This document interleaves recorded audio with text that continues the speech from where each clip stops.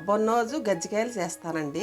చూడండి, ఒక చెక్కకి ఇదిగోండి 150 గ్రాములు బెల్లం అండి. ఇదిగోండి కప్పు గోధుమ పిండి మైదా పిండినండి, రెండు కలిపి నేను చేస్తున్నానండి. కొబ్బరి నోజు చేసుకుంటానండి ముందు. తర్వాత నూనె మరగబెట్టి మైదా పిండి కలుపుకుంటాం. మీకు తెలుసు కదండి ఎలా కలుపుకోవాలన్నది. అంతే అండి. ఇదిగోండి బెల్లం కొబ్బరి రెండు కలిపి ఇలాగా పాకం పట్టుకొని ఇలా చేసుకోవాలండి. ఇంకా ఉండాలండి. ఇంకా ముద్ద అయిన తర్వాత మనం దించేసుకుంటే కొబ్బరి నోజు అండి రెడీ అండి. ఇప్పుడు నేను పిండి కలుపుకుంటానండి చేసుకుంటానికి. 2 నిమిషాలు ఉంటే ఇది అయిపోతుందండి కొబ్బరి నోజు. పెద్దగా నూనె పట్టదులేండి, కొద్దిగా ఒక స్పూన్ గరిటె వేసుకుంటే చాలండి. ఇదిగోండి కప్పు పిండి నేను ఇందులో వేసుకున్నాను. గోధుమ పిండి మైదా పిండి రెండు కలిపండి. కలుపుకుంటామేనండి, వేడిగా ఉంటుంది. ఇలా కలిపేసుకుంటానండి. వేసుకుని ఇప్పుడు నేను కొద్దిగానే చిటికెడు సాల్ట్, ఇదిగోండి చిటికెడు సాల్ట్ తోటి వాటర్ ఇలా పోసుకుంటా ముద్ద చేసుకుంటామండి. ఇలా అంతే అండి. ఇది ఒక 10 నిమిషాలు మూత పెట్టుకునండి పక్కన పెట్టేస్తాం. నానిపోయింది. ఇది ఒక 2 నిమిషాలు ఇలా కలుపుకుంటే సరిపోతుంది. ఇది చిన్న చిన్న ముద్దలు చేసుకోవాలండి.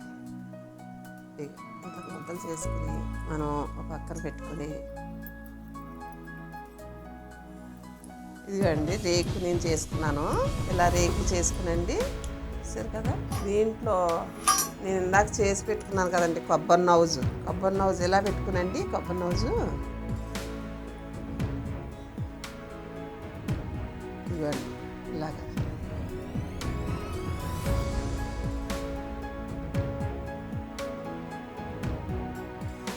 ఈ మడత తీసి పెడుతున్నానండి.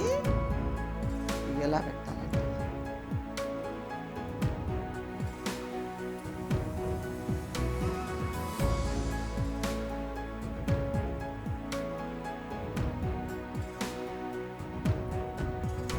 అండి ఇదిగోండి ఇలా అన్నీ ఇలా చేసేసుకునండి. వదుకుని పెట్టేసుకోవాలి. నేను ఈ రేకు పలసగా చేసుకోవాలండి.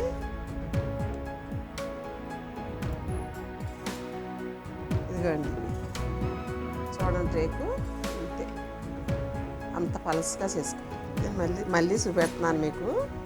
ఈ నౌజు పెట్టేసుకోవాలి. మన సైజుని బట్టి చేసుకోవచ్చండి. చిన్న చేసుకోవచ్చు, పెద్దవి చేసుకోవచ్చు. ఇదిగోండి ఇలా నొక్కుకోవాలండి. ఇది ఆరిపోతే కనుక కొద్దిగా లైట్గా తడి చేసుకునండి. ఇలా నొక్కుంటే నొక్కడిపోతుందండి. ఇదిగో మీకు మళ్ళీ చూపెడుతున్నానండి. ఇలా మడత పెట్టుకోవాలండి. ఇదిగోండి ఇలా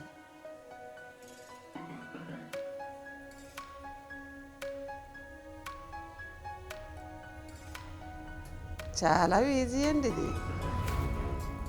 అంతే. ఇదిగో అన్నీ ఇలా చేసి పెట్టేసుకునండి. ఇది నూనె కాగిందండి. ఇది నేను గజ్జికాయలు వేసుకుంటున్నానండి. నేను ఇదిగోండి చాలా సులువు అండి ఇది.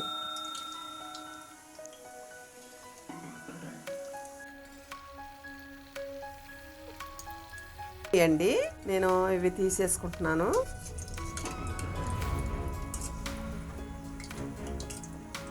ఇదిగోండి నేను కొబ్బరి నూనెతో గజ్జికాయలు చేశాను కదండి. ఇదిగోండి చాలా బాగుంటాయండి. చాలామందికి మెత్తన వస్తాయి కదండి, గుల్లగా ఉంటాయండి. ఇక గుల్లగా వచ్చేస్తాయండి. నేను చేసినవి బాగుంటాయండి. మీరు ఇలా చేసుకోండి. కొబ్బరి నూజు ఎప్పుడైనా కొబ్బరి నూజు ఉన్నా కూడా చేసుకోవచ్చండి. లేదా కొబ్బరి చెక్క ఉంటే చక్కగా ఇంత బెల్లం వేసుకుని చేసుకోవచ్చండి. పిల్లలకి చక్కగా బాగుంటాయండి ఇవి.